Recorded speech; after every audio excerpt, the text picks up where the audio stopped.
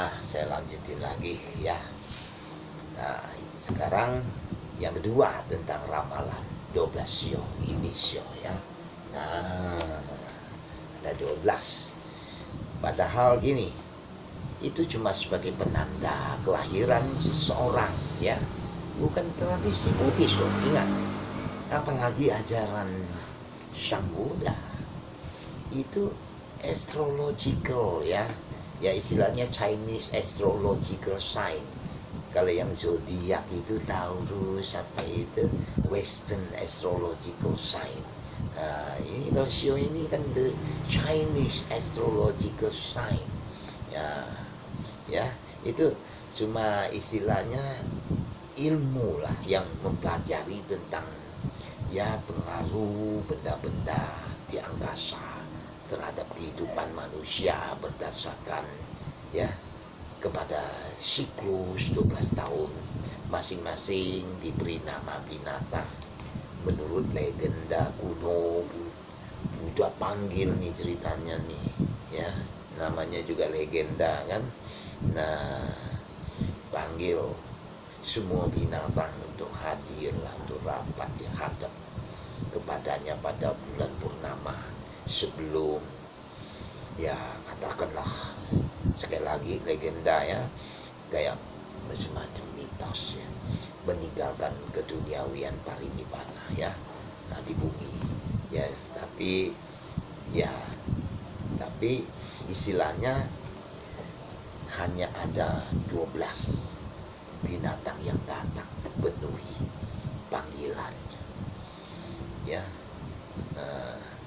So sebagai hadiah itu kehadiran undangannya ya, urutan yang duluan. Nah itu jadi makanya itu dari gambar tikus yang pertama ya kan, terus ya ada tikus ya datang pertama katakan ya, ada kerbau, macan ya, kayak saya ini sio macan nih ya, kelinci, naga, ular, kuda, kambing, monyet, ayam, anjing, dan terakhir babi ya kan ya. Berdasarkan sio-sio ini ya, yang percaya nasib seseorang itu maupun kepribadiannya sangat dipengaruhi oleh bintang yang menentukan tentang kelahirannya. Secara garis besar dan sangat simpel saya sampaikan ya. Kalau ini istilahnya kan cocok nih. Nah kalau ini ya misalnya tikus, wah jodohnya cocok nih sama monyet, sama naga ya kan. Oke. Nah jadi kalau yang vertikal ya is okay ya. Kalau horizontal mungkin ya tidak terlalu sip tapi masih oke. Tapi yang cross misalnya kuda ketemu monyet ya kan, tikus kontrani macan, cross kan, jadi cross jadi kasarnya. Nah kalau sio macan cocok sama kuda sama anjing. Nah, tapi sangat kontra dengan sio tikus, monyet dan naga yang cross. Itu namanya Jiong. Oke.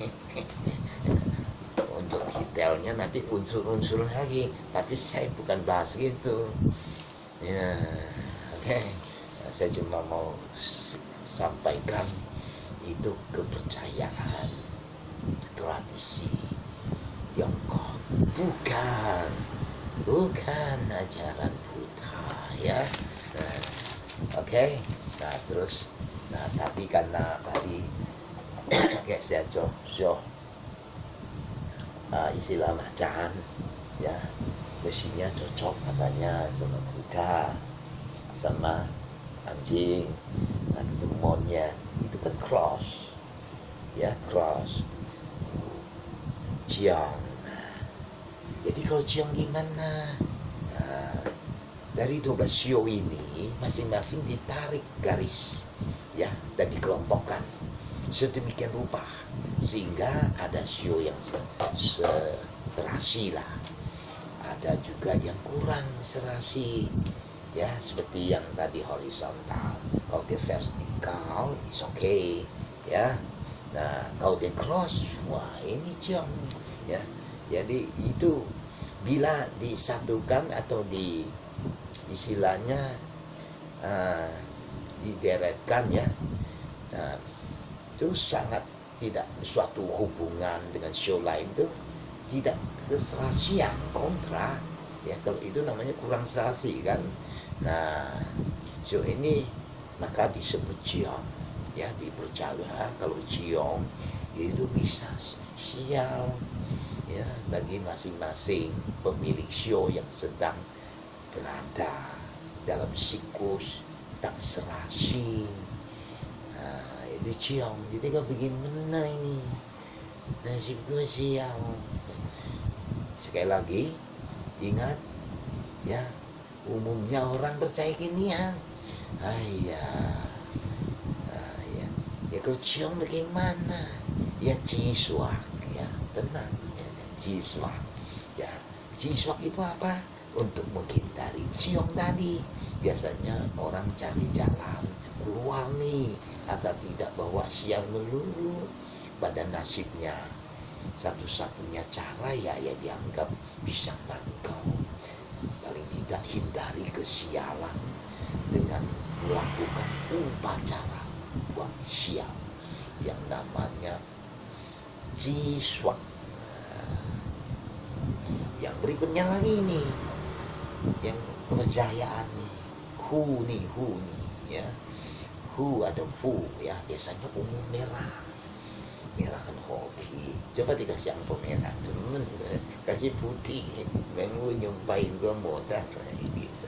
Ada yang hijau, ya, jimat nih, ya, itu jimat. Selain ciswak ada seperti yang barusan saya bilang, ya, hu atau fu atau jimat punya kekuatan gaib, bisa berlindung, bisa menolak bala, untuk keselamatan dan lain sebagainya, ya. Nah bentuknya macam-macam lah, seperti ini, ya, ya, terbuat dari kertas. Kalau dibuat dari plat nanti di kantong celananya robeknya. Nah ya, kertas. Ada yang, ya, warna merah, standar umum merah, kuning. Maka saya pernah lihat ini hijau, ya. Nah isi tulisan lah, pusing lah baca, ya. Sulit lah gitu. Ada yang dibungkus dengan kain merah, ya, untuk taruh di dompet, ya. Ada yang dibuat kalung nih, ya, kayak amulet lah kalau di Thailand, ya. Ada yang tempel di depan rumah, pintu rumah, ya. Nah yang biasanya disaranin oleh praktisi aliran yang aliran kepercayaan, kan. Iya, pusing dah bukannya, ya. Nah sebagai perlindungan masing-masing. Nah ya, bisa kan. Nah yang keenam ramalan nih, ramalan nasib, ya, termasuk jamsi lah sekaligus, ya. Ramalan nasib dan jamsi. Ramalan kan yang populer kan, lihat garis nih, wah, ya, ramalan garis tangan, palmistry lah. Ada juga yang baca begini, fisionomi istilahnya, ya. Ada yang lihat kartu tarot, ya, kartu tarot, metode ijeng.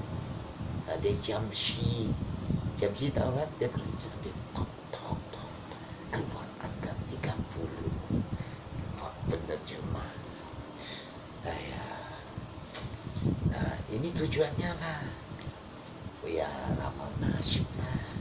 Wasial bener sih, kapan ada rezeki, karir di mana nih, bisa jadi direktur utama, usaha, jodoh, percintaan lah, ya.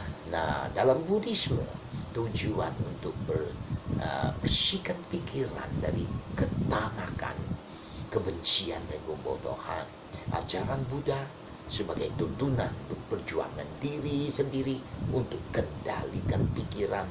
Namun umat Buddha kadang mereka tidak bisa lepas dari tradisi kan.